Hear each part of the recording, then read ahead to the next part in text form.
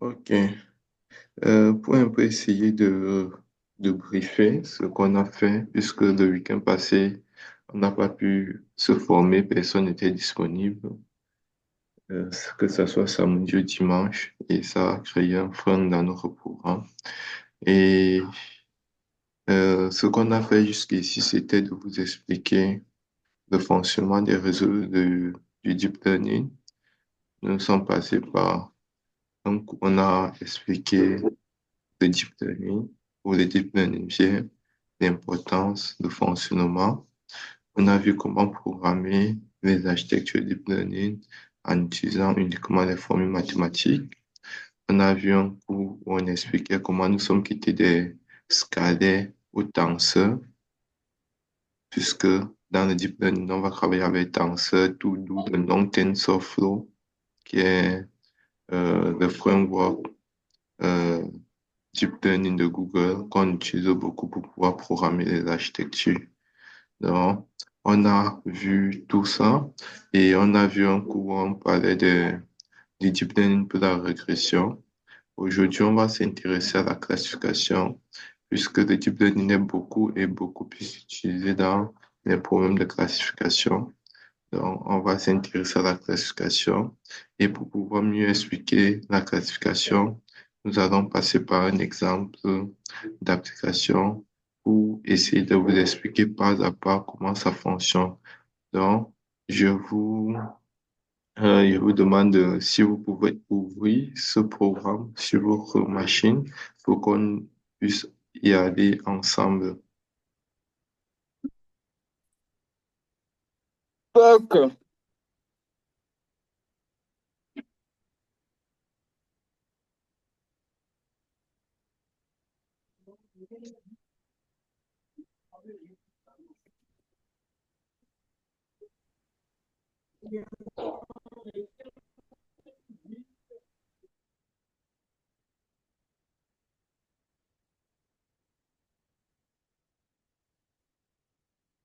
C'est bon? C'est fait? Oui, alors, bon, moi, Bon, moi, j'essaie encore d'ouvrir l'autre Anaconda. D'accord. Je, tu dis? moi, je vous suis depuis mon téléphone. Je ne suis pas encore arrivé à mon bureau pour me connecter à ma machine. Donc, je vais D'accord. d'abord. D'accord, sans Sinon, problème. j'ai essayé de parcourir le fichier leçon 6 là. Et au début, j'ai essayé d'exécuter le début de code là, mais ça prenait pas. Je me suis connecté, je me suis dit peut-être c'est le problème de connexion. Je me suis Bon, connecté, mais puis j'ai de mon essayé côté, moi, d'exécuter encore. Ça a pris presque 30 minutes, mais ça n'a pas marché. Je Oui, sais pas ça. il faut vous connecter pour exécuter D'accord, parce d'accord, euh, il y a le dataset de jeu de données que vous devez télécharger. bon, moi, d'accord. j'ai pas eu le fichier, hein. J'ai pas eu Si, le. on a envoyé ça il y a de cela une semaine, quelques jours par mail. Il ne peut pas connecter, donc il faut qu'il vérifie ses Donc, mails un peu. vérifie tes mails de, je D'accord. pense, vendredi surpassé. Vendredi ou jeudi surpassé.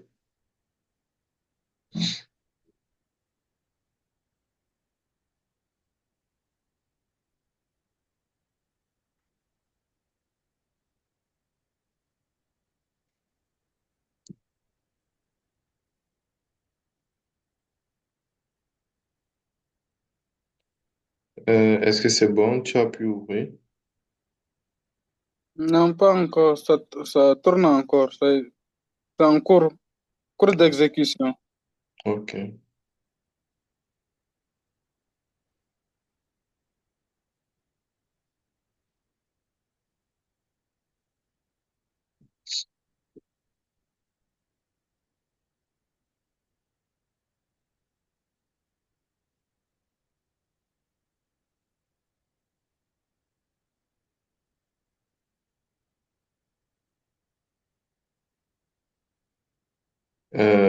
Oui, en attendant que ça tourne, tu as des questions. J'aimerais savoir, vous avez parlé des cas de classification qu'on verra tout de suite.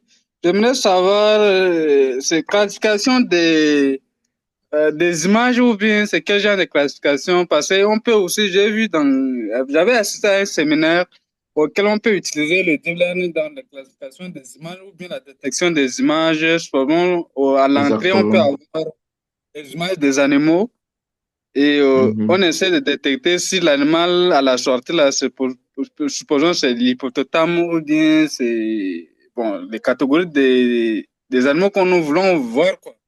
Ouais, exactement, c'est ça. En fait, quand on dit ici, le deep learning est beaucoup utilisé avec les images parce que les images contiennent beaucoup d'informations. Et comme le Mm. deep learning est gourmand en informations, ça fonctionne très bien avec ces images-là. On peut utiliser cela ici. On utilise cela pour problème de classification, c'est-à-dire on peut classifier si un animal, comme tu as dit, un endroit, on peut mettre un chien en sortie, ça nous dit si c'est un chien, bien si c'est un chat. On peut utiliser ça pour des problèmes de segmentation, c'est-à-dire quoi? On a une image, on a un objet sur l'image qu'on souhaite détecter, on segmente l'image jusqu'à voir ce qu'on veut sur l'image. On peut utiliser ça de pour les problèmes de compression, pour pouvoir compresser l'image d'une dimension à une autre dimension. On peut utiliser ça pour des problèmes pour nettoyage, pour pouvoir déboutage, pour pouvoir retirer certains bruits, certains éléments sur l'image. Donc, on peut utiliser ça pour plein et plein d'autres problèmes. C'est pour ça que le deep learning est vraiment très prisé, est vraiment très Mhm. prisé. Et maintenant, dans le deep learning, il y a une architecture qui est l'architecture Mhm. qu'on va voir aujourd'hui, qui est l'architecture des réseaux de neurones convolutionnels, puisqu'il y a plusieurs architectures. Il y a l'architecture des réseaux de neurones convolutionnels, il y a l'architecture des réseaux de neurones récurrents. On va utiliser cela pour des problèmes qui, qui pouvaient être liés dans le temps, réseaux de neurones récurrents. On peut aussi utiliser, oui, il y a l'architecture des auto-encodeurs qu'on peut utiliser. On utilise beaucoup les auto-encodeurs pour des problèmes de compression, de déboutage aussi et autre chose, tu vois. Donc, toutes les Ouais. architectures-là concourent à ce qu'on puisse identifier ce qu'on veut dans dans le projet. Comme je vous l'avais dit depuis le début, tout dépend de l'objectif du projet. En fonction de l'objectif du projet, on peut définir, on peut penser quel type d'architecture peut être mieux adapté en fonction de ce que l'on cherche à faire sur nos données. Donc, de prime abord, tu ne peux pas commencer un projet, tu n'as pas encore des données. Donc, tu n'as pas Mm. encore vu à quoi ressemblent les données. Tu décides déjà. Même si on t'a expliqué les données, tu décides déjà que les données ci sont, l'architecture ci est importante pour toi ou bien n'est pas importante pour toi. C'est lorsque tu vas voir les données, tu vas inspecter les données. C'est là maintenant que tu peux avoir l'opportunité de savoir que l'architecture ci peut être mieux parce que tu connais comment les données fonctionnent, tu connais en fonction de tes compétences quelle architecture peut mieux être adaptée à tel de données. Et maintenant, si c'est pas adapté, c'est à toi d'utiliser maintenant tes compétences pour voir comment est-ce que tu peux coupler, adapter l'architecture, concevoir une nouvelle architecture, de telle sorte à ce que cette nouvelle architecture puisse mieux fonctionner en fonction de ce que toi tu veux. Je vois. Si je comprends bien, même par la tradition des langues ou bien les textes, là, c'est possible aussi Très d'utiliser. bien, exactement. La traduction des langues et des textes, c'est vrai. Là-bas, on utilise d'autres méthodes qu'on appelle Natural Language Processing. Maintenant, à l'intérieur du Natural Language Processing, on peut toujours utiliser les architectures conventionnelles pour pouvoir faire les types d'apprentissage, bien évidemment. C'est vrai que de nos jours, on a changé, on a parlé plutôt des large language models, comme les BERT, les GPT que tu connais, GPT, les BERT ainsi de suite. Mais tout ça est basé sur une architecture vraiment très imposante des réseaux de neurones. D'accord. Ok, j'ai compris. D'accord, c'est ya bon sur chez toi. Oui, je suis déjà sur Notebook, donc C'est encore en cours. Je sais pas, à chaque fois quand j'ouvre Anaconda, il faut venir sur comme l'interface d'Anaconda, il faut arriver sur notre bout de Jupiter avant d'arriver sur les parties de codage dont je suis encore sur cette partie. OK. Donc, en attendant, je vais un peu essayer d'expliquer ce qu'on va faire dans ce notebook. Mhm. Ce notebook consiste à faire quoi? Créer une architecture de réseau de neurones convolutionnels en utilisant TensorFlow pour traiter les images. Nous avons vu ensemble dans un cours précédent comment on peut créer des architectures TensorFlow. On a vu que TensorFlow, c'est ce qu'on appelle les tenseurs. Comment nous sommes quittés des scalaires, après les vecteurs, après les matrices, après les tenseurs. Et comment on peut écrire, comment on peut utiliser des formules mathématiques pour créer nos propres tenseurs. Maintenant, on s'est rendu compte que en utilisant des formules mathématiques nous-mêmes pour créer nos propres tenseurs, ça peut perdre le temps. À chaque fois, il faut appeler, à chaque fois, bien écrire nous-mêmes nos fonctions. Qu'est-ce que Google a fait? Google a alors écrit toutes les fonctions là pour pouvoir créer les différents tenseurs. C'est-à-dire que ce tenseur-ci, voici la formule, voici la formule, voici la formule. Ils ont mis ça sous forme de fonction, sous forme de classe. Ensuite, ils ont créé ce qu'on appelle une librairie qu'on appelle TensorFlow, de telle sorte que quand tu vas appeler les éléments de cette librairie-là, ça va exécuter les classes qui sont déjà écrites en arrière-plan par Google pour pouvoir te permettre d'aller un peu plus vite dans tes projets au lieu d'écrire tout à partir de zéro. Ça, c'est lorsque tu veux créer des architectures qu'on connaît. Maintenant, il peut arriver dans certaines situations que l'architecture que tu souhaites mettre en place n'est pas une architecture euh, que tu peux utiliser les éléments de TensorFlow pour pouvoir mettre en place ton architecture. Qu'est-ce que tu fais alors dans ce cas? Voilà, tu vas réfléchir comment tu peux mettre en place tes propres architectures. Là, c'est lorsque vous aurez un niveau assez poussé dans le deep learning, mettre en place vos propres architectures, créer vos propres classes pour pouvoir mieux faire travailler sur les problèmes, sur les problématiques des données que vous avez en face de vous. Donc, ici, la problématique sur laquelle nous allons travailler, c'est les images. On va prendre un cas simple d'image. Comment on peut écrire une architecture qui va permettre de différencier deux images? C'est ce qu'on appelle encore la classification binaire entre deux éléments, classification binaire, différencier deux images. Donc, qu'est-ce qu'on va faire? On va essayer d'utiliser l'algorithme des réseaux de neurones convolutifs. On a mis un lien ici qui vous permet de pouvoir lire et mieux connaître encore davantage ce qu'on appelle les réseaux de neurones convolutifs.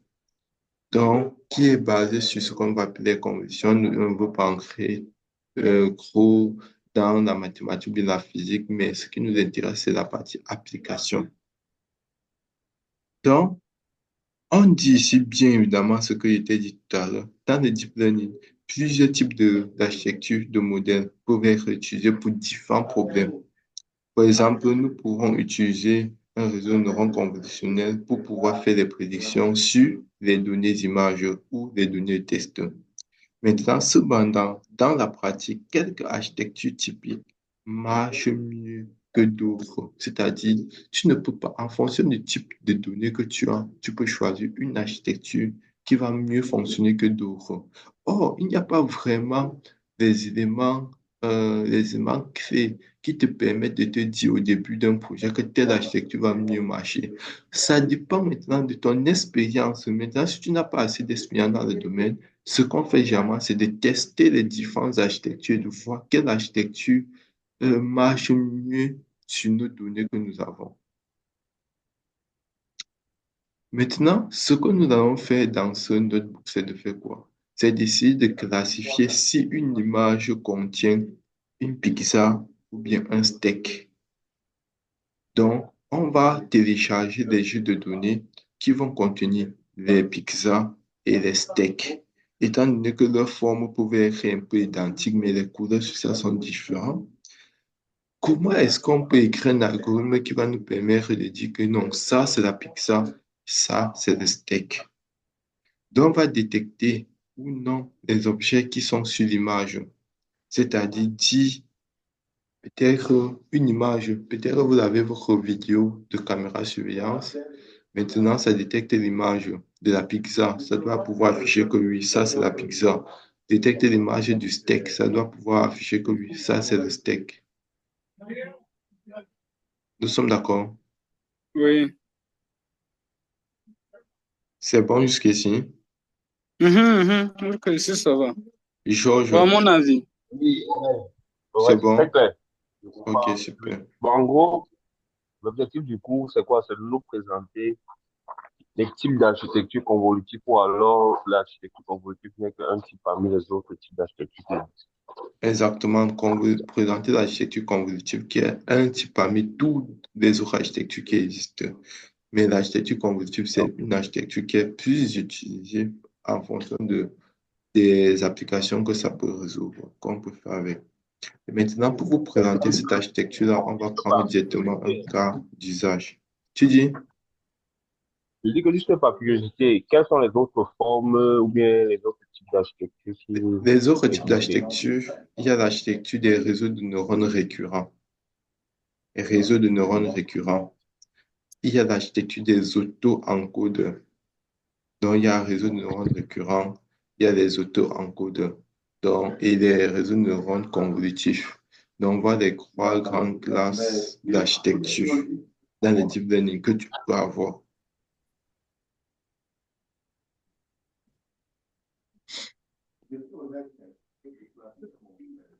C'est bon. Mhm. Donc, qu'est-ce que nous Oui, c'est allons bon. couvrir dans ce cours? Spécialement, nous allons travailler, nous allons essayer de suivre les étapes suivantes avec TensorFlow. Donc, comment nous allons télécharger le jeu de données avec lequel nous devons travailler? Mhm. Comment nous devons mettre en place notre architecture de réseau de neurones convolutifs?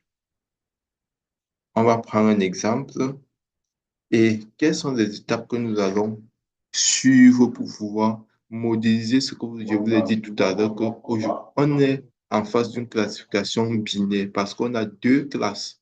On a la classe pizza, on a la classe euh, on a la classe pizza et on a la classe steak. Donc, comment est-ce qu'on peut modéliser la classe pizza et la classe steak? C'est là qu'on appelle ça la classification binaire. Comment est-ce que nous allons utiliser nos données, préparer nos données, créer nos modèles de réseau de neurones convolutionnels, faire correspondre notre modèle, c'est-à-dire entraîner notre modèle sur nos données, et évaluer notre modèle pour pouvoir voir est-ce que notre modèle fonctionne très bien ou pas. Maintenant, si ça ne fonctionne pas, comment on peut améliorer notre modèle et comment on peut maintenant faire des prédictions, c'est-à-dire comment on a un modèle qui fonctionne, comment on peut mettre notre modèle là derrière une caméra de telle sorte que quand une pizza passe, c'est écrit directement que oui, ça c'est la pizza. Quand un steak passe, c'est écrit que ça c'est le steak.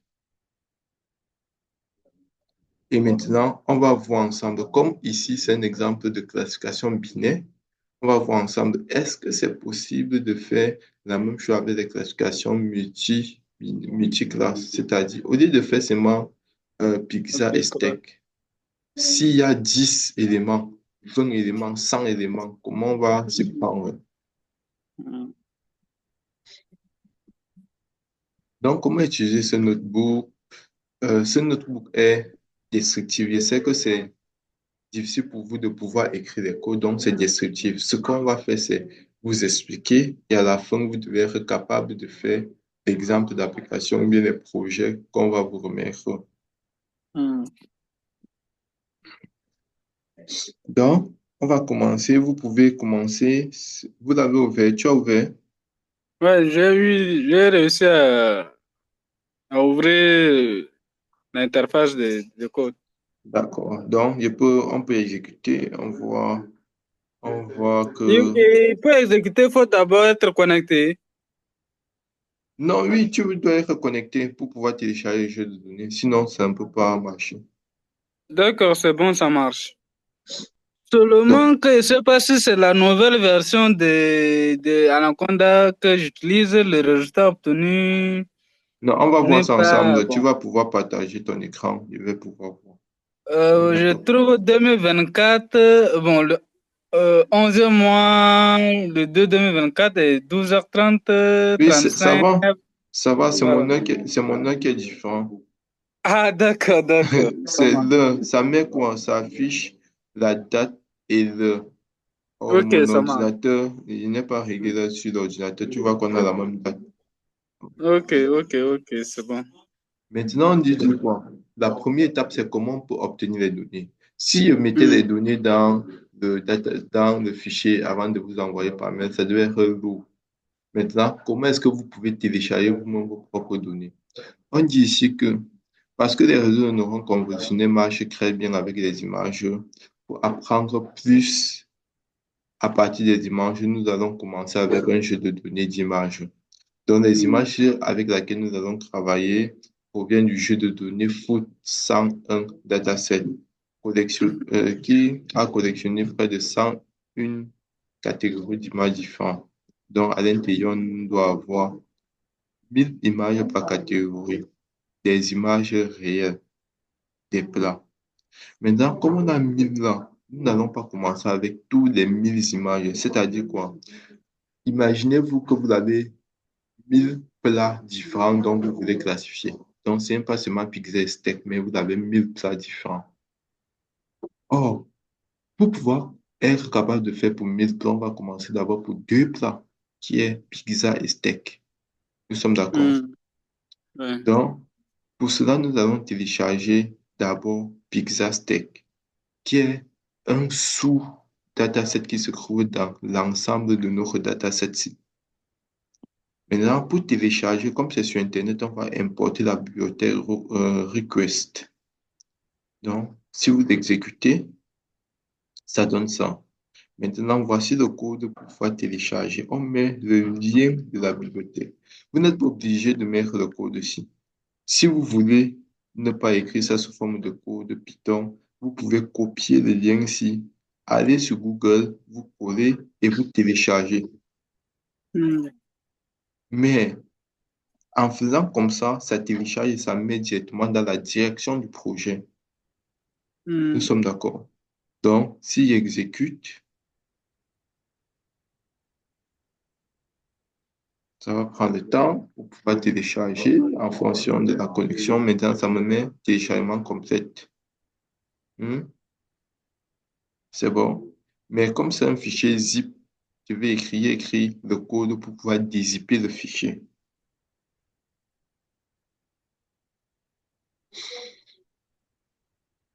Voilà ça, il a dézippé mon fichier. Pour passer à l'étape import zip file, là, il faut d'abord le Bien téléchargement évidemment, il faut soit d'abord, complet d'abord. exactement, bien évidemment. Sinon, tu ne peux pas dézipper. D'accord. Ça télécharge encore chez toi. Ouais, c'est pas encore mentionné dans l'autre complet. Ok, Bon, ok, c'est bon maintenant. ok, super, super.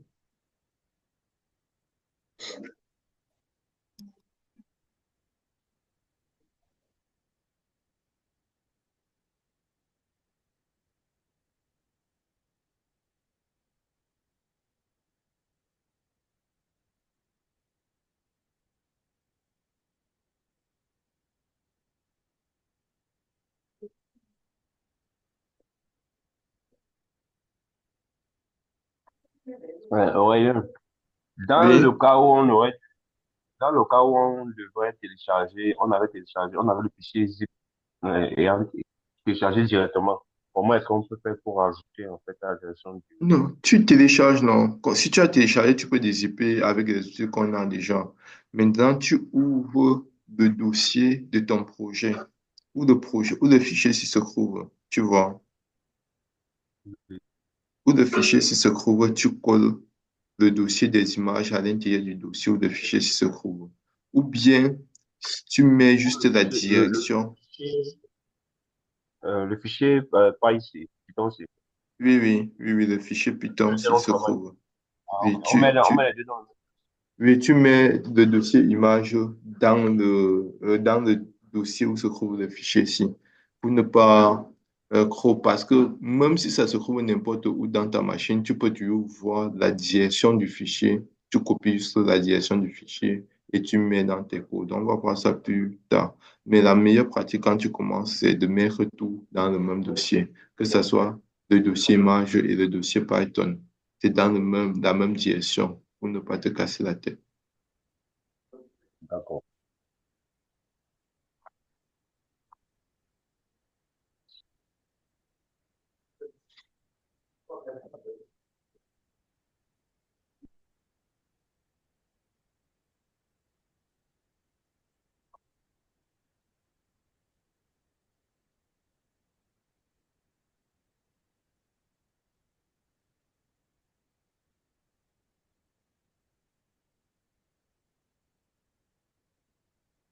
Ok, prochain. C'est bon? Hmm? Maintenant, on dit ici, on va inspecter la donnée. Donc, on va voir les images qu'il y a à l'intérieur. Donc, à l'intérieur, il y a quoi? Il y a deux fichiers. Il y a le fichier crin, il y a le fichier test. Donc, il y a le fichier crin, il y a le fichier test. Donc, on va essayer d'inspecter les deux pour pouvoir voir comment on peut faire avec. Pour arriver à ce niveau, il faut exécuter quoi d'abord? Faut arriver où? Non, non, non. On va arriver. On n'a rien exécuté. Tu as rien exécuté ici. Oui, j'ai déjà exécuté, OK. mais rien n'est appliqué. Non, oui, rien ne s'affiche. On n'a rien D'accord. exécuté. On montre juste la structure, l'arborescence du fichier. Comment ça se présente. Donc, on n'a pas besoin de mettre quelque chose. Donc, voici, voilà la structure du fichier. La structure. Maintenant, on peut utiliser ls. Mais ls ne doit pas fonctionner parce que nous ne sommes pas sur Ubuntu. Donc, on va laisser ça. Maintenant, on va venir directement ici pour pouvoir voir la structure. Hmm?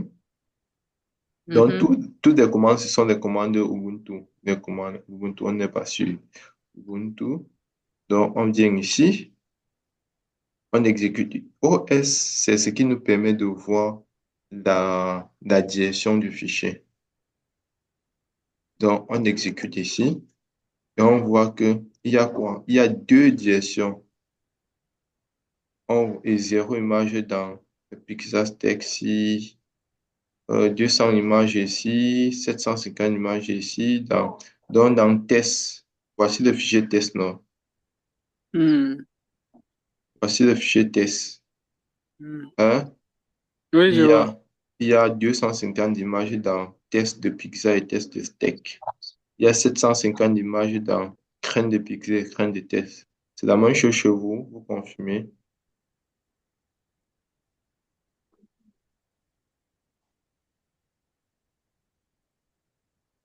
Allô? Allô? Et on vous reçoit. C'est la même chose chez vous? Et chez moi, c'est la même chose. Ok, ok.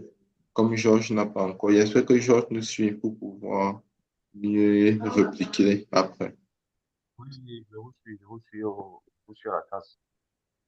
Maintenant, d'autres moyens pour pouvoir trouver combien d'images il se trouve dans le fichier, on peut utiliser lent. Lent va compter le nombre d'éléments qui se trouvent peut-être dans Crans Text. Vous voyez, Crans Text, on a dit qu'il y a 750 images. Donc, si on exécute, on doit pouvoir voir 750 images. Donc, c'est d'autres moyens aussi pour pouvoir savoir. Hmm. Maintenant, on va obtenir les noms de chaque classe qu'on peut utiliser, qui est très utile dans notre projet. Donc, en exécutant ici, on a nos deux classes, qui est la classe Pixar et la classe Tech. Voilà les deux classes que nous allons utiliser. Maintenant, nous savons que nos deux classes, chacune des deux classes les deux classes ont chacune 750 images d'entraînement et 250 images de test. Donc, en tout, il y a 1000 images par classe. Donc, on a divisé en deux parties, les images de test et les images d'entraînement. Hmm. 25%. Pour 25% pour test et 75% d'entraînement. Ou bien c'est 75% d'entraînement. En 15% entraînement, on entraîne toujours avec beaucoup plus. Ok. 75% d'entraînement et 25% pour le test. Très bien. Ok.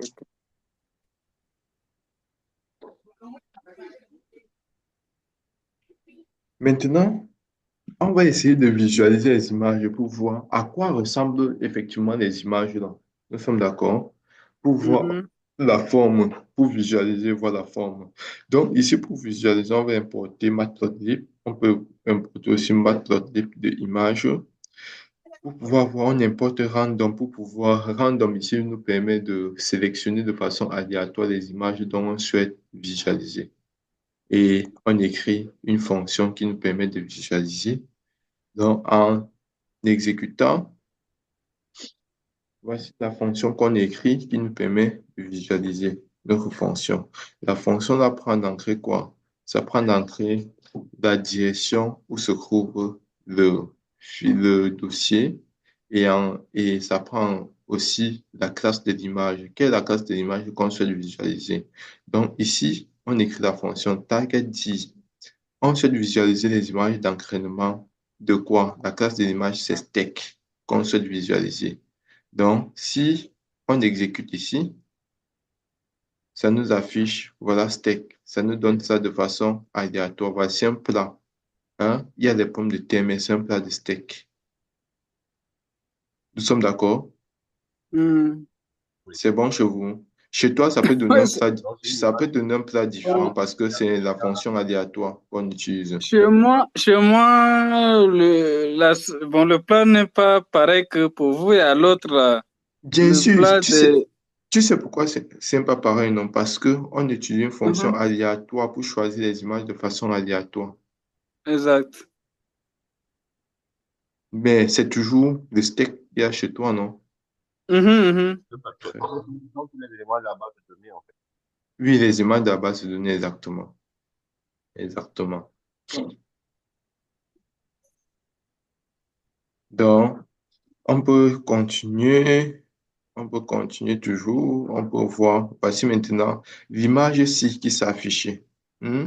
Mhm, Comme mhm, on a affiché. Si on veut voir le tenseur de l'image-ci, si on veut voir son tenseur, on met juste IMG. On va afficher son tenseur. Voilà les éléments de son tenseur ici qui s'affichent. Les éléments de son Donc, ça, c'est la tenseur qui traduction s'affichent. mathématique. Pardon? La Oui, traduction mathématique de l'image qui est là. oui, la formulation mathématique sous forme de matrice, non? Donc, mhm, comme des images, ce sont des matrices qui contiennent des mhm, pixels. Les éléments de la matrice mhm, sont des pixels. Donc, on peut représenter cela comme ceci sous forme de pixels. Voilà ça. Maintenant, on peut renvoyer son shape pour pouvoir voir sa dimension.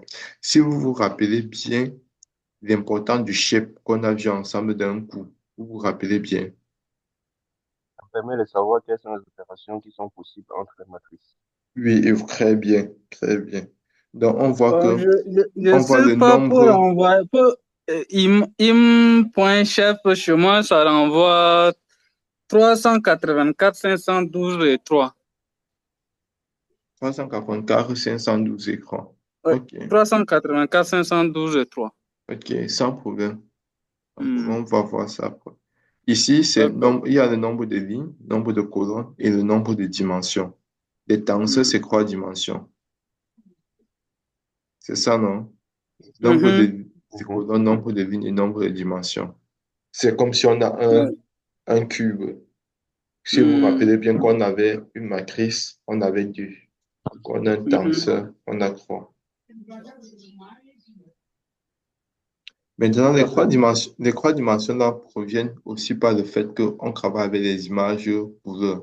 Or, les images, Euh, S'il vous plaît, un peu, 502 représente le nombre de lignes, c'est ça?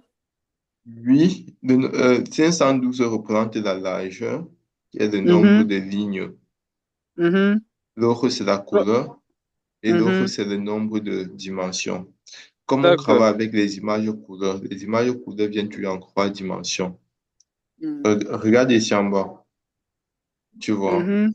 Oui, je White, vois. c'est la largeur, height, la hauteur, color channel. Il y a trois types de couleurs. Les images de couleurs sont constituées de trois types de couleurs, trois types de dimensions qu'on appelle, on utilise ce qu'on va appeler la couleur, les trois couleurs primaires fondamentales, vous connaissez, non? Il y a quoi? Rouge, Il y a le le bleu, le rouge, rouge et le, le vert. ah, oui, Le RVB, non? oui, le bleu, le rouge et le vert. Donc, ce sont les trois dimensions-là qu'on utilise pour pouvoir faire, pour pouvoir concevoir, pour pouvoir combiner, avoir toutes les couleurs que vous connaissez qui existent. Donc, à partir de ces trois couleurs, on peut avoir toutes les couleurs élémentaires qui existent sur Terre. Et c'est avec ça qu'on affiche les trois couleurs. Donc, si vous voulez dire encore plus, il y a un lien ici. Vous cliquez sur le lien, ça va vous diriger vers une page pour pouvoir mieux apprendre ces couleurs-là. Maintenant, on lui dit, si on veut la couleur, si on veut l'image couleur en deux dimensions, c'est-à-dire niveau de gris, des pixels varient entre 0 et 255. Niveau de gris. Maintenant, lorsque c'est des pixels qui ont trois dimensions, là, on a le vert et le bleu. Voici les différents niveaux. Par exemple, si on veut avoir un pixel qui a la couleur bleue à 100%, on va mettre le vert à 0, le rouge à 0, le vert à 0 et le bleu à 255. Ça aura la couleur 100% bleu. Maintenant, si on veut Mhm. pixel couleur noire, on aura vert 0, rouge 0 et bleu 0. Si on veut couleur blanc, on aura vert 255, rouge 255 et bleu 255.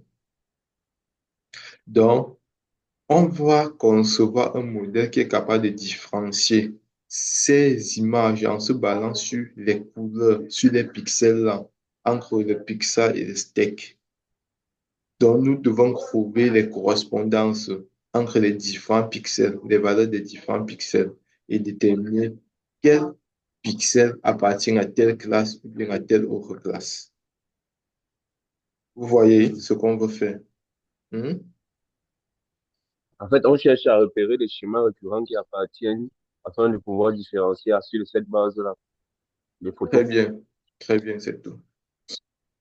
Donc, pour cela, qu'est-ce qu'on va faire? On va d'abord normaliser nos pixels. Donc, on normalise. Vous allez toujours voir quand vous allez travailler avec Deep Learning, on va toujours chercher à normaliser les données d'entrée, de telle sorte à ce que les données puissent être comprises entre 0 et 1 pour pouvoir permettre à l'architecture de ne pas trop avoir de problèmes au niveau des poids. Donc, on va diviser toutes nos images par 255. Cela va permettre de mettre des éléments entre 0 et 1. 0 pour la couleur noire et 1 pour la couleur blanche. Et tout ce qui est à l'intérieur sont les combinaisons d'images. Donc, si on divise l'ensemble de notre image par 255, c'est pour centrer les restes là entre 0 et 1. 0 Oui, représente le noir et 1 représente le blanc. le blanc. Mhm. Donc voilà ça, on peut normaliser comme ça. Maintenant, voici les architectures de réseaux de neurones conventionnels qui existent légèrement, qu'on peut facilement utiliser. Ces différents types d'architecture-là. On a la couche conventionnelle, le rôle, la, la couche d'activation cachée, le rôle, les images d'entrée qui représentent les images qu'on va utiliser pour pouvoir faire correspondre nos éléments.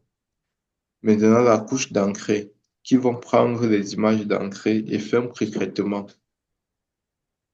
Donc, ça prend la couche d'entrée, ça met le batch size. Le batch size ici représente quoi? Combien d'images ça va utiliser à la fois pour pouvoir les traiter. On met la taille de l'image, la largeur de l'image, le nombre de canaux. La couche convolutionnelle qui va nous permettre d'extraire les caractéristiques les plus importantes sur l'image, ce qu'on appelle l'extraction des caractéristiques. Maintenant, il y a la couche d'activation cachée. Ici, ça, c'est ce qu'on a vu dernièrement où on va mettre quoi? On va mettre la fonction d'activation, on a vu ça ensemble, sigmoïde, revue et autre chose pour pouvoir être sûr, est-ce que le neurone sera activé ou désactiver. C'est-à-dire, est-ce que le fichier aussi qu'on a extrait est important pour nous ou bien c'est pas important? Et c'est la couche d'activation qui va nous permettre de dire si c'est important ou pas. Ensuite, il y a la couche de pudding. La couche de pudding va nous permettre de réduire les dimensions d'apprentissage de l'image. C'est très important pour pouvoir réduire la complexité de l'architecture. Ensuite, après pudding, on peut encore mettre une couche de réseau de neurones convolutifs qui va nous permettre de mieux redéfinir les caractéristiques les plus importantes de notre réseau. Et qu'on a mieux défini les caractéristiques importantes, on va mettre une couche de sortie qui va prendre les caractéristiques d'apprentissage et les ancrer et les redimensionner en label de sortie, donc en caractéristiques de sortie.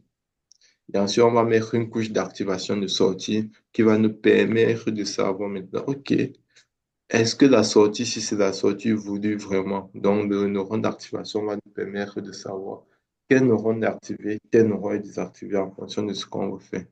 Maintenant, ici, les valeurs typiques ici sont les valeurs qu'on a mis où on va généralement essayer d'utiliser. Le nombre de classes, par exemple, si on a 3 classes, pizza, steak et sushi, on va mettre 3. Si on a 2, on va mettre 2. Donc, on met des éléments qu'on utilise généralement pour pouvoir travailler avec. Ici, on nous dit comment ça marche ensemble. Regardez, tu peux au restaurant, tu prends par exemple ça, input. On va séparer en 3 éléments fondamentaux. C'est Voilà la les même image résumés. là qu'on a séparé, non? On a séparé en rouge, En fonction des Allô? couleurs primaires. on a séparé ça en 3 couleurs élémentaires. Pendant 1 minute. Donnez-moi 1 minute, s'il vous plaît.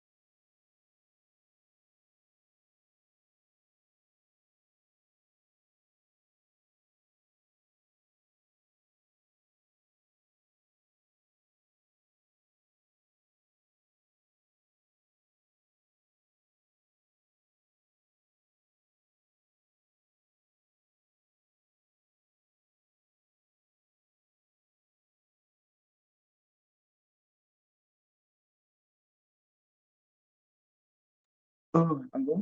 Désolé, il a reçu un appel d'urgence. Vous m'écoutez? On va des fois. D'accord. Donc, je disais ici que nous avons l'entrée qui est la pizza. On va séparer en trois images élémentaires, les trois images élémentaires qu'on a vues, le rouge, le vert et le bleu.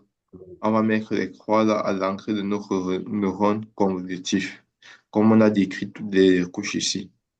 Donc, on va mettre, ça va traverser toutes les différentes couches jusqu'à la dernière couche.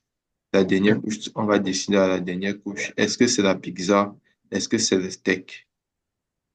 Donc, tout ça, c'est ce qu'on va essayer de programmer pour pouvoir être reçu. Est-ce que c'est la Donc, pizza? Est-ce que c'est le donc, steak? donc, si je comprends bien, à l'entrée, on ne sait pas encore différencier c'est pizza ou bien c'est le steak. Non, on connaît puisque c'est un entraînement supervisé. C'est Je supervisé vois. parce qu'on donne à on va donner à notre neurone de dire que voici le pizza, voici la pizza, pardon, voici la pizza. Et on lui dit que Mhm, oui, c'est la pizza. Il va apprendre à connaître que oui, l'image, si c'est la pizza. Puisqu'on va mettre mhm, l'image, on va lui dire que l'image, c'est pour la pizza. Il va apprendre à savoir que c'est pour la pizza. Maintenant, ça, c'est mhm, la phase d'entraînement. Quand on va mhm, l'entraîner, puisqu'on est sûr qu'il connaît, il a savoir ça c'est la pizza, ça c'est le steak. On va lui donner mhm, maintenant des images de tests. On ne doit pas mhm, lui dire que ça c'est la pizza. Maintenant, ça sera à mhm. lui de nous dire l'image qu'on te donne, c'est quoi? Maintenant, comme il a Ah, appris, il ok. va maintenant nous dire que oui, c'est l'image de la pizza, c'est l'image du steak. Tu Ok, vois? je C'est vois. un peu comme si tu as Ok, je vois. Si je un enfant. comprends bien, au Oui, départ, au niveau de la phase d'entraînement, on l'entraîne sur l'image, supposons, de pizza. Maintenant, dans la phase de test, maintenant, on donne notre image, on essaie de demander qu'il essaie de détecter ça, c'est pizza ou bien c'est steak. très bien, très bien, D'accord, très bien. d'accord. Donc, ici, on va faire un exemple jusqu'à bout en bout. On va travailler avec. Ici, voici l'image qu'on va utiliser. Ici, on va importer notre TensorFlow.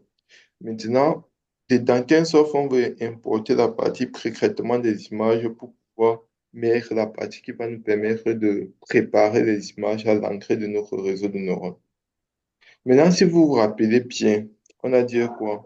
Nos images, hein, on va Mhm, mettre ça, on va diviser par 255 partout pour pouvoir mettre ça entre mhm, 0 et 1. Hein? mhm. Ensuite, maintenant, où se trouve l'image d'entraînement? Ça se trouve ici.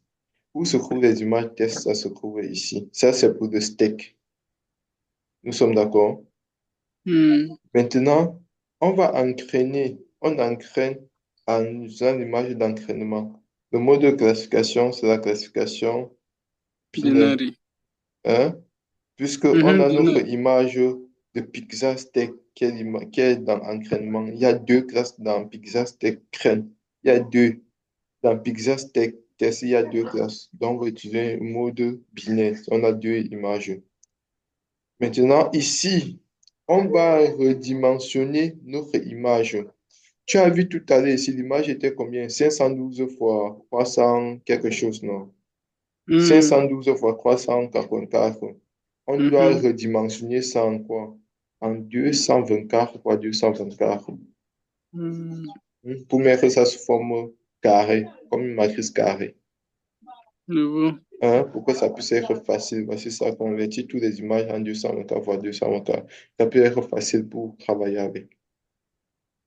Pour quelle Maintenant, nécessité? Parce que tu t'as dit que ce sera plus léger ou bien alors, non, non, c'est plus quand tu tu as la enfin, matrice les matrices carrée. sont carrées. Tu as la matrice carrée à l'entrée. Non, c'est plus facile pour l'algorithme de mieux apprendre puisque l'algorithme va travailler avec les matrices. Il n'y En aura pas de comparaison problème des bordures, de autre chose, du détail. Oui, oui, de je vois. détails. Et ça, c'est l'opération, c'est quoi? C'est ça que tu as entendu par normalisation. Des... Donc, on convertit les images. On prépare les images. C'est la partie préparation des données pour l'architecture deep learning. C'est là que tu as vu tout à l'heure quand, euh, quand Raksumbe a fait publicité croissant 44 plutôt. Ça veut dire que les tailles ne sont pas la même chose. On veut que les tailles puissent être identiques. 224 fois Mhm, 224 pour ne pas avoir de problème avec notre architecture. On peut mettre mhm, 128 fois 128. Tu vois, pour ne pas avoir de problème, mais on préfère mettre une taille où on est sûr que les images ont la taille. On va redimensionner notre image dans cette taille-là. Pourquoi on n'aurait pas pu prendre, par exemple, 386 par 386? Parce que Comme c'est déjà... peut-être, on peut prendre 386 par 386, mais on se dit que, bon, c'est vrai qu'on n'a pas inspecté tout le code pour savoir est-ce qu'il y a des images qui sont moins de 386 aussi. On n'a pas Mhm. inspecté tout. Maintenant, on pouvait prendre quelque chose où on est sûr que, bon, ça peut aller. Même si c'est un pas, même si c'est petit, on va essayer d'ajouter les zéros pour pouvoir compléter. Maintenant, en fonction de la capacité de ta machine, tu peux me prendre 512 ou 512. Même s'il n'y a pas 512, ça va ajouter les zéros pour pouvoir compléter. Ça va redimensionner en ajoutant les zéros. Donc, ça va étirer l'image pour pouvoir compléter, pour pouvoir rendre ça matriciel. Maintenant, voici notre réseau de neurones qu'on a créé en se basant sur ce qu'on a vu ici. Ce qu'on a vu ici. La couche d'entrée, ainsi de suite, toutes les étapes là. On suit les étapes dessinées. Voici la première étape qu'on a mis. On a mis le kernel. Le kernel ici, c'est le noyau. Le kernel, c'est la matrice qu'on va utiliser pour pouvoir extraire les caractéristiques sur notre image. L'activation, c'est relu. On a le chef ici. Voilà notre ancré. Ensuite, on met réseau convolutif, comme je vous l'ai dit tout à l'heure. Mais après, on fait quoi? Le pooling pour pouvoir diminuer la taille de l'image, comme on a vu tout à l'heure. Ensuite, on peut mettre deux réseaux convolutifs aussi, si on veut. On peut mettre encore le pooling. On met le flatten maintenant pour mettre ça sous forme de... euh, pour étaler ça comme comme un vecteur. Le flatten va étaler ça comme un vecteur. C'est pour ça que ici, vous l'avez vu, il y a un seul ici. C'est comme si on a un seul vecteur. Nous sommes d'accord. Donc, on met le flatten, ça étale comme un vecteur et en sortie, on met l'activation. L'activation va nous dire maintenant, est-ce que c'est le, euh, est-ce que c'est le steak ou bien c'est la pizza? Maintenant, on va compiler notre image, notre donnée. On va faire l'entraînement, on va utiliser le nombre de POC, c'est 5. Dans le temps, vous allez voir, et on va utiliser les données de validation. Dans le temps, vous allez voir comment c'est possible d'augmenter en fonction des capacités de la machine. Dans ma machine que j'ai, il n'y a pas de GPU, donc il met d'abord 5. Hmm. Je lance la compilation pour voir ce que ça va donner. Ça peut donner les erreurs en fonction de la version de TensorFlow que vous avez. Ça peut donner les erreurs.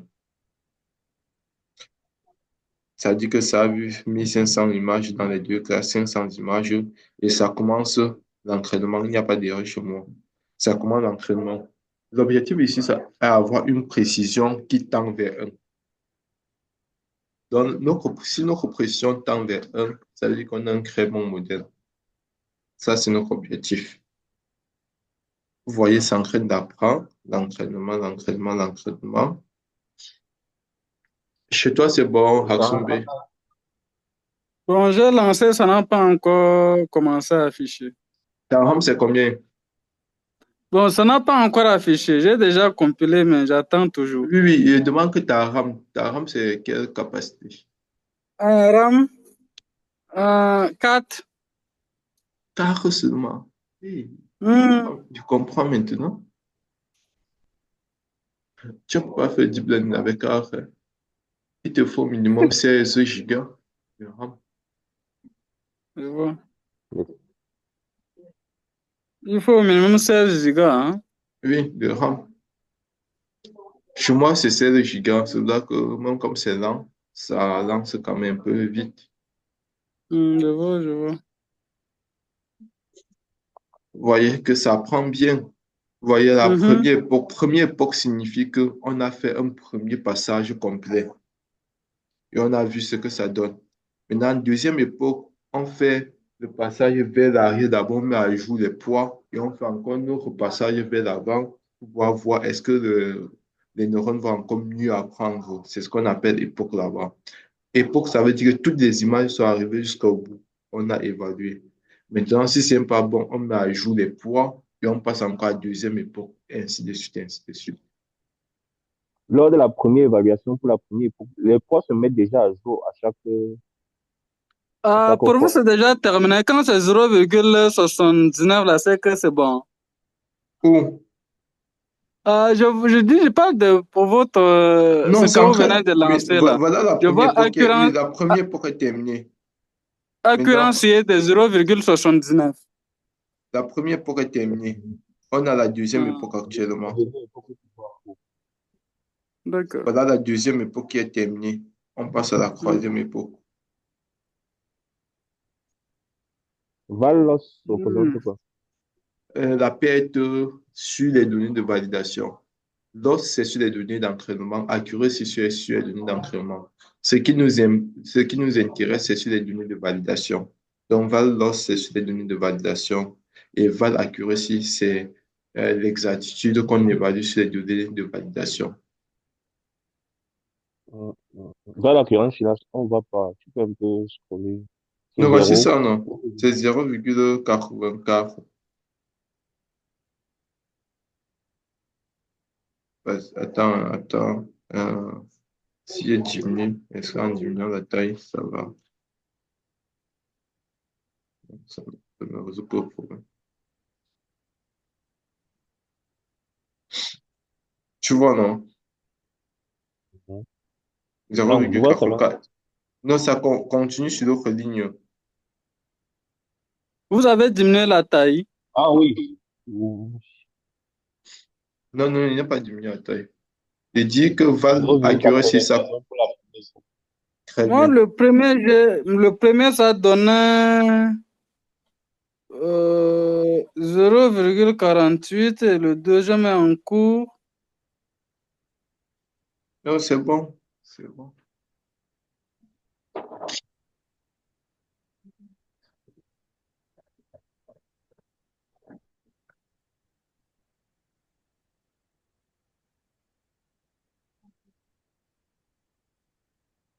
J'ai l'impression que ça décroît. Oui, L'autre, ça, l'autre c'est non, 0,36. val loss doit décroître et val accuracy doit croître. Ah Les ouais, exact, pertes, exact, les exact. pertes Le doivent premier, décroître. exact. Le premier, j'ai accuracy qui est 0,76 et valeur qui est 0,48. Le deuxième, j'ai accuracy qui est 0,85 et valeur qui est 0,36. Donc ça décroît, valeur décroît. Exact. Mhm.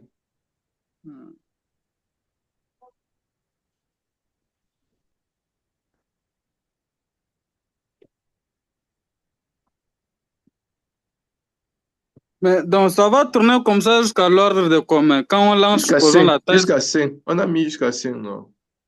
Ah ouais, je vois. On a mis jusqu'à 5. Bon, Mais je pense que dans la pratique, vous devez mettre même jusqu'à 200 pour être sûr de la convergence. Maintenant, s'il y a les oui, problèmes de overfitting, on peut mettre un autre code pour pouvoir dire, bon, si il, pour détecter overfitting et arrêter l'entraînement. Mhm. Donc, on peut mettre un code sécurisé au cas où ça devient déjà trop.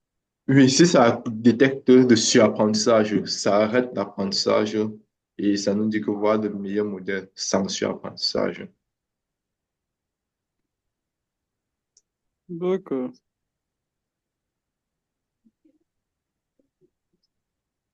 Je suppose la seule chose qui différencie les modèles les uns des autres, ce ne sont que les poids, les W. Des quoi? Oui, des poids, oui. Les Oui, poids. oui.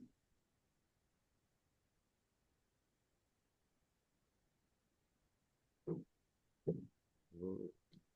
Ok.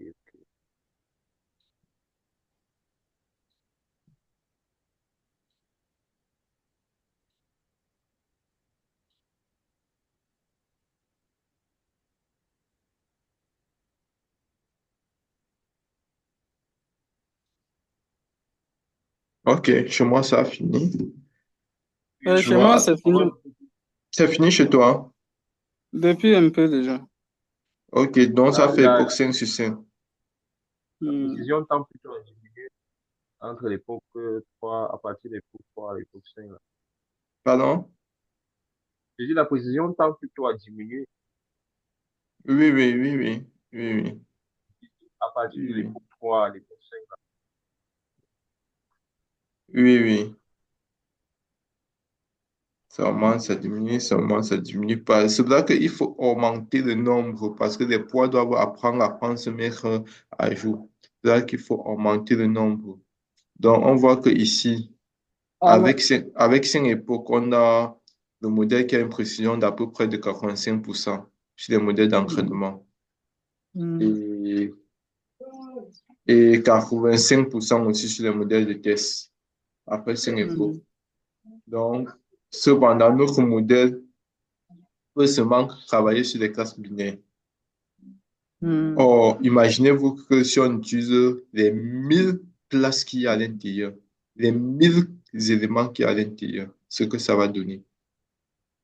Donc, il peut aussi arriver qu'on souhaite voir à quoi ressemble notre modèle qu'on a écrit. On va utiliser modèle.summary. Si on exécute ça, on va voir, voici à quoi ressemble notre modèle, ce qu'on a créé. Donc, à l'encre, on a mis, voir les couches qu'on a mis, voir les output chains et voir le nombre de paramètres le nombre de paramètres qu'on peut évaluer.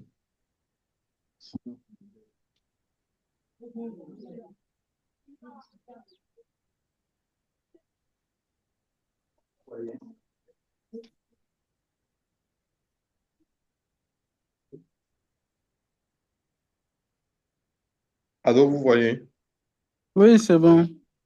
donc c'est un peu ça. Donc, voilà le modèle qu'on a créé avec Max Pooling qui va venir réduire. Regardez, après chaque Max Pooling, regardez la taille. On divise toujours par deux. Après le Max Pooling ici, la taille se divise toujours par deux. Et à la sortie, on a un seul. Un nombre de paramètres sur lesquels on doit pouvoir faire différencier. Est-ce que c'est le steak ou bien c'est la pizza? Ok, je vois. Première, au niveau de la première output shaft, on a divisé 222 par 2, ce qui nous a conduit à 220, Non, 220 et non, 10, non, c'est on n'a ça? pas divisé par deux. Ici, Hmm, c'est 220 ici. Pourquoi? Parce qu'on applique les réseaux neuronaux convolutifs avec le kernel. Il y aura hmm, deux qui vont partir naturellement, c'est ah, mathématiquement. C'est ok. la maths qui nous permet de faire ça. Il y a deux qui vont partir. Il y a deux qui Hmm, vont partir. On va rester avec ça. Maintenant, le max pudding divise toujours par deux. Ici, hmm, quand on va quitter ici à ici, comme on va appliquer le kernel, il y aura deux qui vont partir. C'est là qu'on a 108. Quand on quitte ici à ici, il y aura encore deux qui vont partir. C'est parce que le kernel ne prend pas en compte, le kernel qu'on a utilisé ne prend pas en compte les bordures. Donc, ça retire les bordures sur la matrice. Mhm. d'accord. Donc, on peut utiliser le même modèle maintenant. Ici, on va essayer d'utiliser le même modèle pour pouvoir travailler avec encore et voir ce que ça va donner. Ici, c'est dans le cas de quoi on dit ici. On peut voir comment notre modèle s'adapte sur différents problèmes.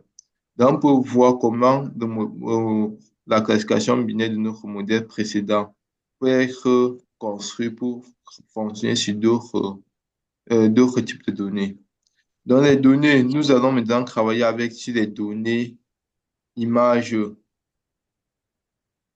au lieu de, au lieu des dots. Donc, tous les neurones, on va prendre en entrée nos réseaux de neurones, on va les dimensionner comme des images et on va travailler avec. Donc, une pratique pour moi, c'est de redimensionner toutes les images d'entrée. Et dans notre cas, on va redimensionner les images avec 224 croix. Ça signifie que la taille, la largeur, c'est 224 et la profondeur, c'est quoi? Donc, si on essaye d'exécuter ici, ça, c'est un deuxième modèle.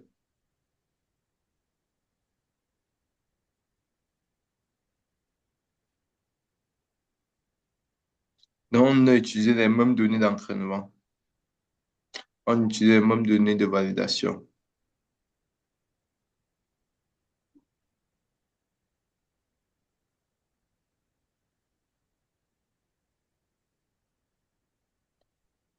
Maintenant, vous allez voir la différence.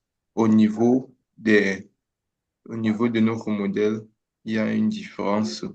Regardez les couches qu'on a mis.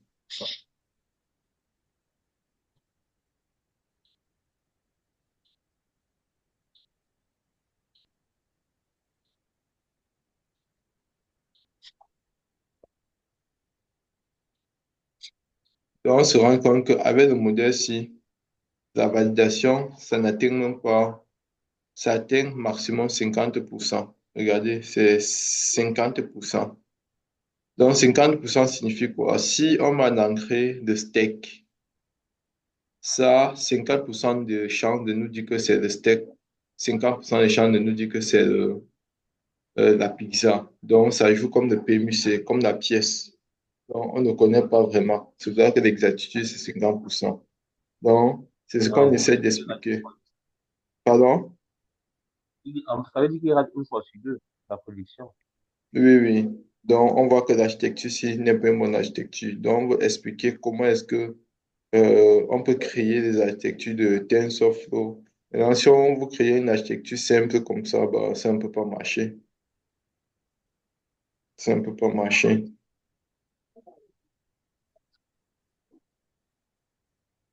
Maintenant, il y a encore d'autres architectures que vous pouvez créer et vous allez voir à quel moment, sur combien ça peut arriver. Vous voyez ici, ici, dedans, ici, on a mis seulement 4 couches, 4 neurones ici. Ici, il y a 4 neurones, 4 neurones, un seul ici. Maintenant, on peut créer un neuron, mais 100 neurones, 100 neurones, 100 neurones. Et on voit à la sortie ce que ça va nous donner pour pouvoir comparer. Et ainsi de suite, ainsi de suite, ainsi de suite. Donc, c'est ce que vous pouvez faire. Vous allez voir encore que ça va arriver jusqu'à 70%.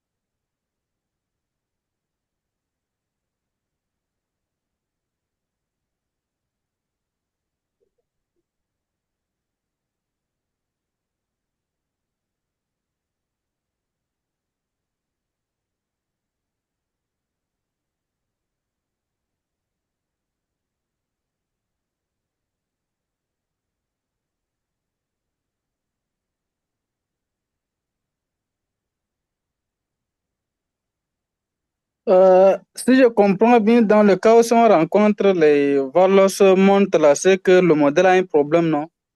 Oui, oui, oui.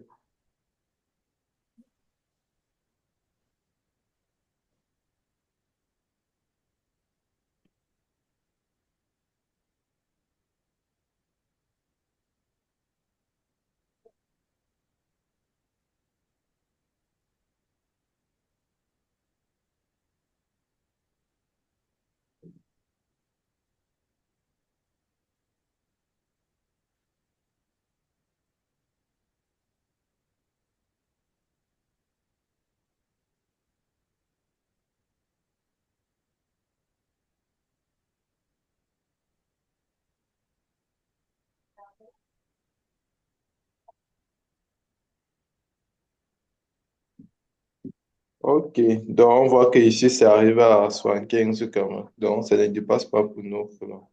On voit, ça ne dépasse pas pour ce qu'on a fait tout à l'heure. Maintenant, on peut décider maintenant d'écrire bien notre modèle. Donc, on détaille bien les différentes étapes. C'est-à-dire, quelle est la première étape? Visualiser les données. Deuxième étape, recruter les données. Troisième étape, créer le modèle. Quatrième étape, entraîner le modèle. Cinquième étape, évaluer le modèle. Sixième étape, ajuster les paramètres du modèle. Et septième étape, répéter jusqu'à ce qu'on ait un modèle qui puisse être validé. Donc, première étape ici, c'est quoi? On importe les données, nos données, ce qu'on a fait. Voici la première étape, ce qu'on connaît déjà. Donc, on peut importer, on visualise nos données. Si on fait comme ça va visualiser les données que nous avons. On a ici le steak. Ici, on a la pizza. On a les images de steak, on a les images de pizza. Deuxième étape, recruter les données. On définit où se trouve la dimension, la direction des, des images d'entraînement et des images de test. Ensuite, on va diviser nos données par 257 pour les mettre dans l'échelle 0 et 1. Et maintenant, on va lancer le Crane Data et le Test Data. On va les mettre sous forme, préparer les données pour l'architecture des réseaux de neurones convolutifs. Ce qu'on a fait, voilà nos deux classes à l'intérieur, deux classes à l'intérieur. Maintenant, ici, on essaie d'avoir quels sont les différents exemples d'entraînement et les différents exemples de tests à l'intérieur de nos différents éléments qu'on appelle ici quoi? On a le target size, le class mode, le batch size.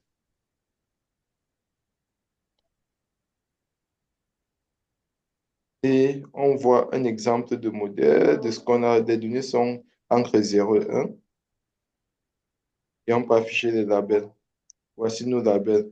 0, c'est pour telle chose. 1, c'est pour telle chose. Comme c'est classification binaire, 0, c'est pour pizza et 1, c'est pour steak. Donc, c'est à nous de choisir. C'est là qu'on dit classification binaire. À la fin, on doit avoir 0, bien on doit avoir 1. Si on a 0, on va dire que c'est steak, c'est pizza. Si on a 1, on va dire que c'est steak. C'est bon jusqu'ici. C'est la même chose qu'on a fait plus haut, hein. On détaille maintenant un peu plus. C'est bon? Allô? Mhm. Oui, je sais que c'est trop d'informations. Bien, bientôt, on va arrêter. Ne vous inquiétez pas. Pour que vous digérez Chez et moi, vous la préparez pour partie demain. image, la belle, là, ça sort erreur, je sais pas trop. Ici, Non, pas ici. ici, ici. Oui, Tu as exécuté ici. oui, j'ai exécuté. Ça n'a. Attends, je reviens un peu en haut. Ça t'a donné les éléments ici. Ça m'a donné. Oui, ça m'a donné bien ça même. Et ici, ça met erreur. Ouais, à ce niveau, ça sort erreur, je sais pas. Je peux voir l'erreur. Comment? Attends, tu peux partager ton écran. D'accord, un instant.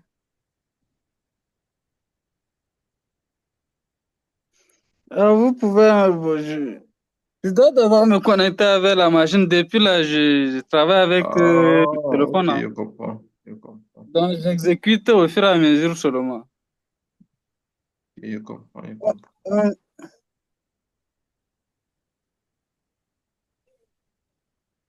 Je comprends.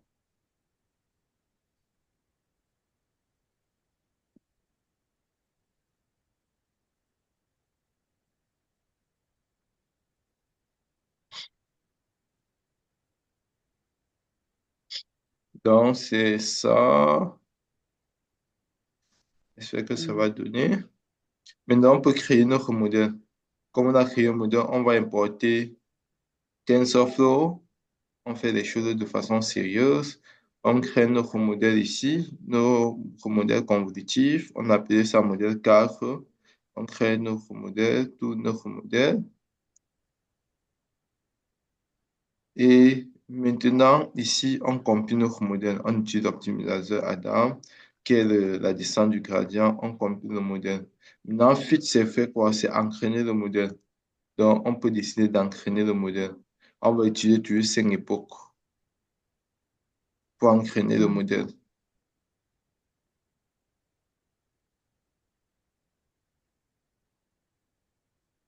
Ensuite, on va évaluer le modèle et on va tracer les courbes. Quand on va tracer les courbes ici, on va s'arrêter.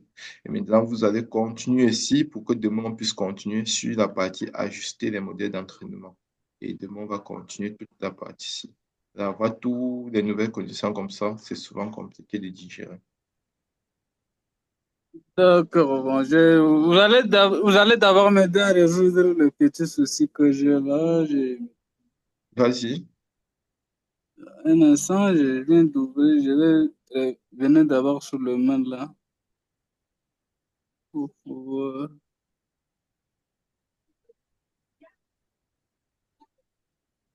D'accord.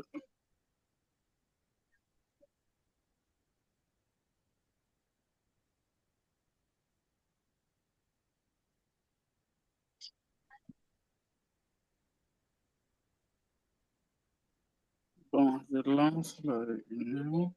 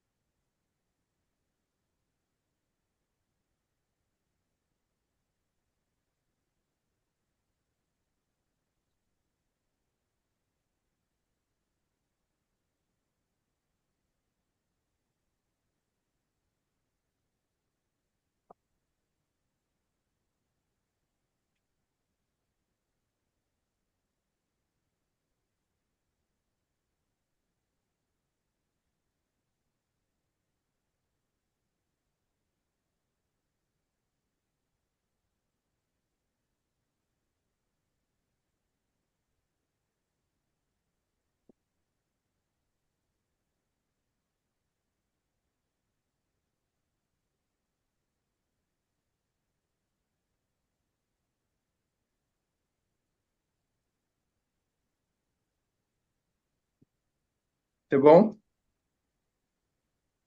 C'est maintenant que je veux. C'est maintenant que je viens de me connecter à Zoom. Il faut que je saisis l'adresse mail, le mot de passe.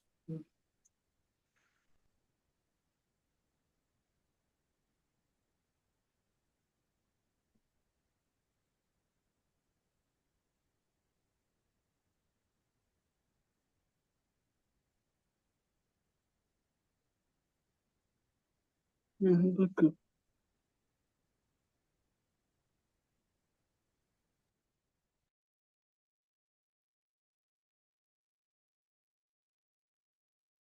Hum, vous êtes là, je pense. Allô?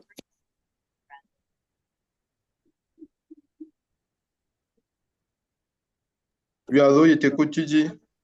Vous êtes là, non? Pardon? Ouais, je peux partager déjà mon écran? Oui, tu peux partager. D'accord. Faut d'abord, je vois.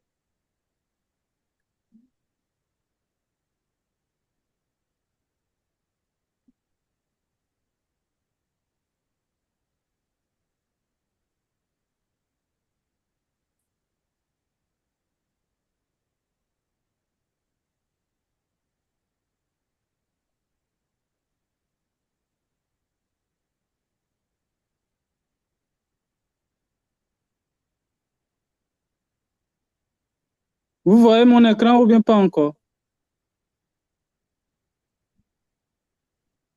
On voit l'écran, on voit ton écran. Ouvre alors le code. Voilà. Ok, super. Ok. Je reviens un peu. Voilà. Voilà ce que j'ai exécuté. J'ai trouvé à peu près la même chose que vous avez obtenu. Oui, oui, descends un peu. Je veux.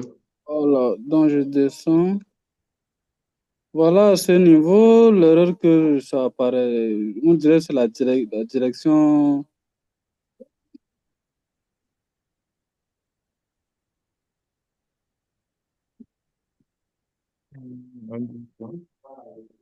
Data.next. Get next page. Get the next page.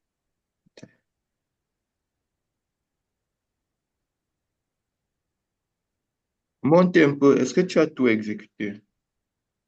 D'accord, je remonte, je sais pas. Vérifie si tu as tout exécuté. Tu es en train de descendre. Remonte plutôt.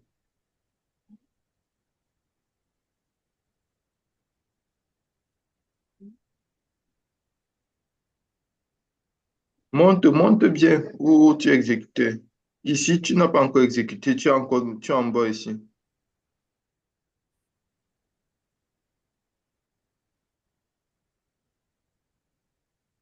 À ce niveau, Ici, j'ai Descends. déjà Oui, exécuté pour descends, trouver. descends. Oui, descends un peu. Voilà. Descends, descends encore, descends. On a commencé la partie, la nouvelle partie là.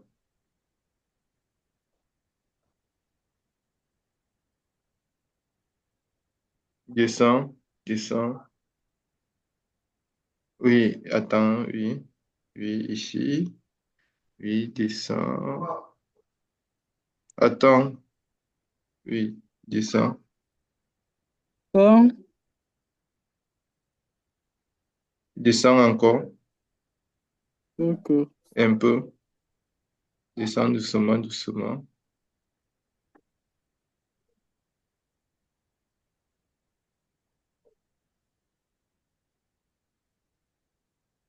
Attends, Oh, attends, attends.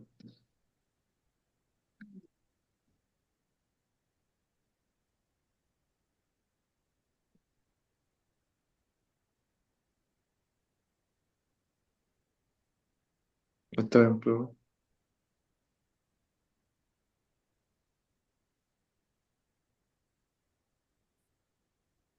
Exécute encore ça. Voilà.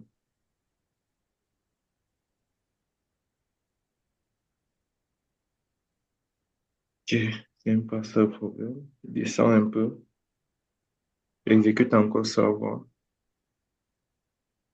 Ce qui est en haut. Le code qui est en haut. Non, pas ça. j'ai exécuté. Le code qui est en haut, monte un peu. Le code s'y exécute un peu. Ça, Oui, exécute encore. Oui, descends. Tu exécutes encore le code là.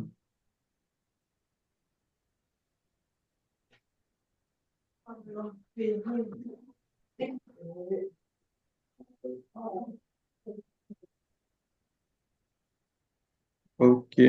Attends, attends, attends. Attends, ça ne peut pas marcher. Si l'autre là ne donne pas, rien ne peut marcher.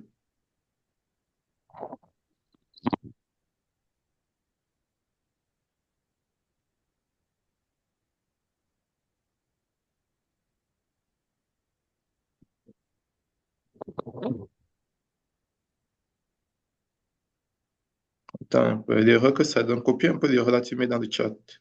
hmm? Copie un peu l'erreur là, tu mets dans le chat, oui. D'accord.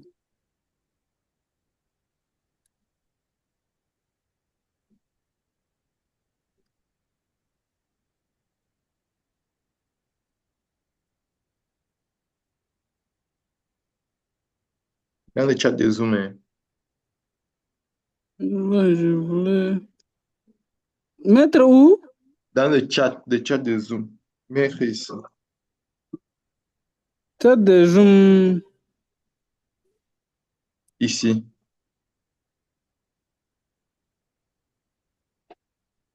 Tu as vu? Ok. Tu n'as pas reçu un message Zoom.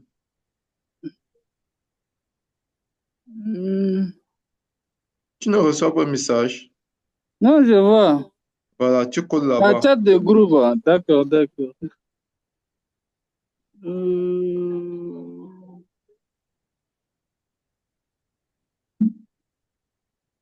faut que j'agrandisse pour pouvoir arriver sur la partie de chat, hein. Voilà.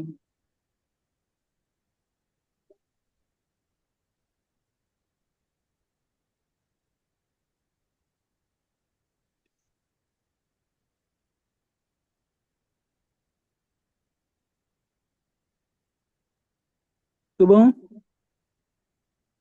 Oui, oui, c'est bon, même ça va. C'est en train de réfléchir déjà sur quoi le problème.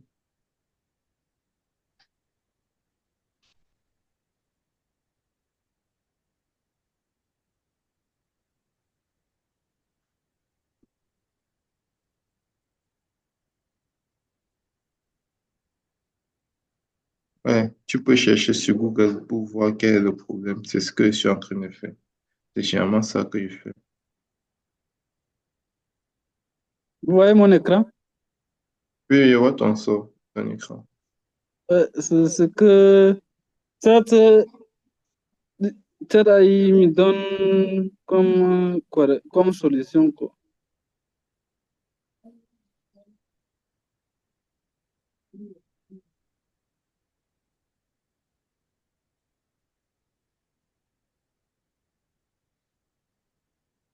Ça doit être une version.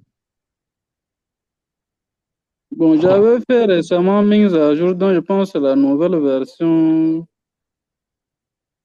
que j'utilise, donc ça peut être aussi la cause, je sais pas. Reviens sur ton code de voix. Oui, Parce qu'on a y importé image data generator. C'est ça, non? mhm. Data gen conflow from directory. On a fait ça.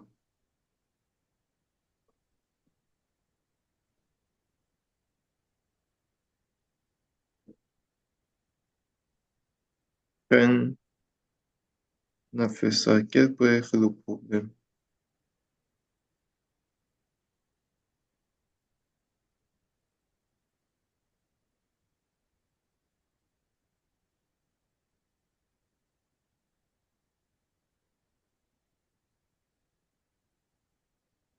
En tout cas, envoie-moi un peu ton code par mail. Je vais regarder et demain, on va voir ça. Donc, tu as mon adresse email. Tu m'envoies ton code. D'accord. Là où vous envoyez souvent le message. Oui, les mails. D'accord, d'accord, je vous envoie. D'accord. Bon, on va leur dire à demain à la même heure. À demain à 12 heures. Ok, ça D'accord. Essayez de réviser ce qu'on a fait aujourd'hui. On marche. va voir. D'accord, merci. Ok. Bon, bon samedi.